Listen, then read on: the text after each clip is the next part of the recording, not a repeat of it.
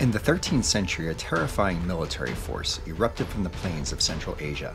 First, the Mongols took China, then the world's greatest empire, before blazing a path of destruction along the Silk Road toward Persia, the Middle East, and the lands of the Rus. The attacks ended the era of Kyivan Rus and began the Tatar Yoke, more than 200 years of Mongol domination, a period marked by impoverishment, division, and isolation from Europe.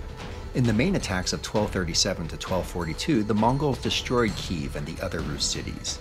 Vladimir Suzdal, then the seat of Rus power, was burned to the ground as the Grand Prince fled, and untold numbers of Rus were killed in battle or taken into slavery.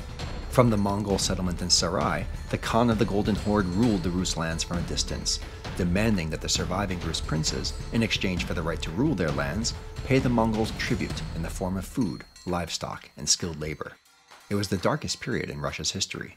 Kyiv, which once boasted a population larger than London or Paris, became little more than a provincial ghost town. Cities in the far north, like the great trading center of Novgorod, may have been spared a direct Mongol assault, but even Novgorod's prince, the famous Alexander Nevsky, had little choice but to pay tribute to the Golden Horde. 200 years of Mongol rule left the Rus lands depopulated, impoverished, and politically fractured. While Europe was experiencing important cultural developments like the Renaissance, humanism, and secular thought, Rus civilization, shattered by the Mongols, groaned under the Tatar yoke and began the process of differentiating into the Russian, Belarusian, and Ukrainian nations. If the Orthodox monks who chronicled these embarrassing years of subservience were mostly silent about the Mongols, seeing them as divine retribution for their sins, many modern historians believe that the Mongol period was a turning point in Russian history. It was from the Mongols that the Russian language received the words for money, tax, and horse. But more importantly, it was the Mongols who gave Russia its most basic political feature, autocracy, or one-man rule.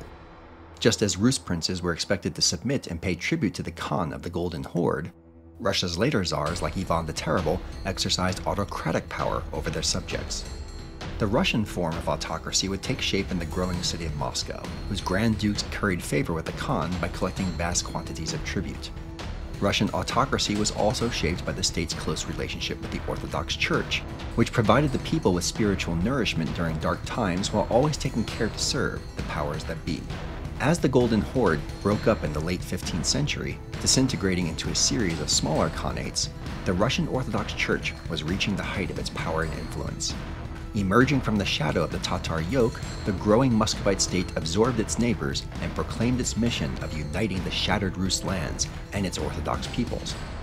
Thanks to more than 200 years of Mongol influence, this new version of Russia, the Grand Duchy of Moscow, later the Russian Empire, would be ruled as an autocracy.